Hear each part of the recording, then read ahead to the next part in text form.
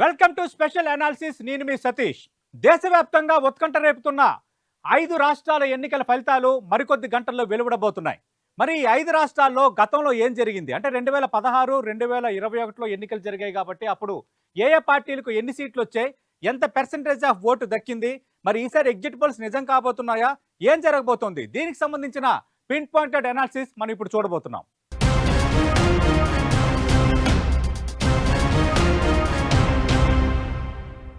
లో 4 రాష్ట్రాలది ఒక ఎత్తు అయితే పశ్చిమ బెంగాల్ది మరో ఎత్తు. మొత్తం 294 అసెంబ్లీ నియోజకవర్గాలు ఉన్న పశ్చిమ బెంగాల్లో మరి 2016లో 2021లో తృణమూల్ కాంగ్రెసే గెలిచింది. ఒక రకంగా తృణమూల్ కాంగ్రెస్ హ్యాట్రిక్ విజయం సాధించింది. మరి ఈసారి ఏం జరగబోతోంది, గతంలో 2016 2021లో పర్సెంటేజ్ ఆఫ్ ఓటు కానీ సరళి ఎలా ఉంది, దీనికి సంబంధించిన అనాలిసిస్ ఇప్పుడు చూడబోతున్నాం.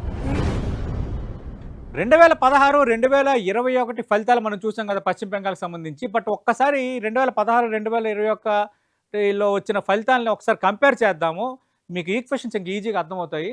2016, 2021 పశ్చిమ బెంగాల్ 294 అసెంబ్లీ నియోజకవర్గాలు ఉన్న పశ్చిమ బెంగాల్లో 148 మ్యాజిక్ ఫిగరు. బట్ 2016లో 2021లో ఈ 2 సార్లు మనం చూస్తే 2016లో 211 సీట్లు వచ్చాయి. దాదాపు మ్యాజిక్ ఫిగర్ కంటే 60 సీట్లు అదనంగా టీఎంసీకి వచ్చింది. అంటే తృణమూల్ కాంగ్రెస్కు ప్రజలు బ్రహ్మరథం పట్టారు. బట్ వేరాజ్ 2021లో కూడా అదే పరిస్థితి కనిపించింది బెంగాల్లో. ఎందుకంటే బెంగాల్ మన పొలిటికల్గా హిస్టారికల్గా చూస్తున్నప్పుడు కాంగ్రెస్ పార్టీకి అలాగే చాలా సంవత్సరాలు అధికారం ఇచ్చారు. లెఫ్ట్ పార్టీస్కి చాలా సంవత్సరాలు అధికారంలోకి ఇచ్చారు.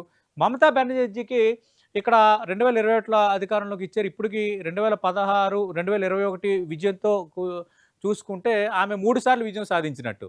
ఒకవేళ ఇప్పుడు కనుక గెలిస్తే అది 4వసారి విజయం సాధించినట్టు. అంటే కంటిన్యూగా ఆమెకి ఒక ఛాన్స్ ఇచ్చారు 2021 వరకు. మరి అది రిపీట్ చేస్తారా లేదనేది మరికొద్ది గంటల్లో మనకి తేలిపోబోతోంది.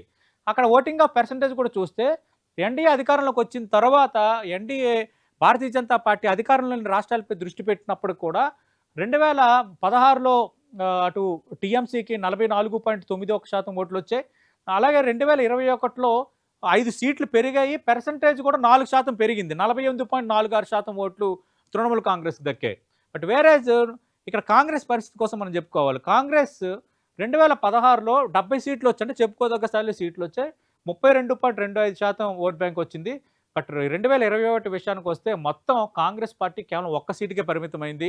10% ఓట్లకే పరిమితమైంది. ఇక్కడ మనం గమనించాల్సింది ఏంటంటే మమతా బెనర్జీకి సంబంధించిన ఓట్ బ్యాంకు చాలా పదిలంగా ఉంది. 2016, 2021లో 211, 216 అంటే మమతా బెనర్జీ ఓట్ బ్యాంకు చెక్కు చెదరలేదు. కానీ ఇక్కడ జరిగిన మ్యాజిక్ అంటే ఇక్కడ జరిగిన పొలిటికల్ ఈక్వేషన్ ఏంటి, కాంగ్రెస్ పార్టీకి 2016లో 70 సీట్లు వచ్చాయి. కానీ 2021కి వచ్చేసరికి 1 సీటు వచ్చింది. బట్ వేరేజ్ ఎన్డీఏకి 3 సీట్లు వచ్చాయి 2016లో. బట్ 2021లో 77 సీట్లు వచ్చాయి. అంటే దాదాపు కాంగ్రెస్కి సంబంధించిన మెజార్టీ సీట్లు అలా గంప గుర్తుగా ఎన్డీఏకి షిఫ్ట్ అయిపోయాయి. అది అన్నది ఇక్కడ క్లియర్ కట్గా మనకి కనిపిస్తోంది. బట్ ఇప్పుడు ఏం జరగబోతుంది అనేది ఆసక్తికరం. ఎందుకంటే కాంగ్రెస్ పార్టీకి అక్కడ 1 సీటుకి పరిమితం అవడం, కొంత బెంగాల్లో కాంగ్రెస్ పార్టీ ప్రభ తగ్గడం, లెఫ్ట్ పార్టీస్ ప్రభ తగ్గడం, Bharatiya Janata party highly concentration చేయడం, వీటన్నిటి నేపథ్యంలో మరి ఈసారి బెంగాల్లో ఏం జరగబోతుందన్నది అందరూ ఉత్కంఠకు గురవుతున్నారు. మరికొద్ది గంటల్లో తేలిపోబోతోంది ఏం జరగబోతుంది.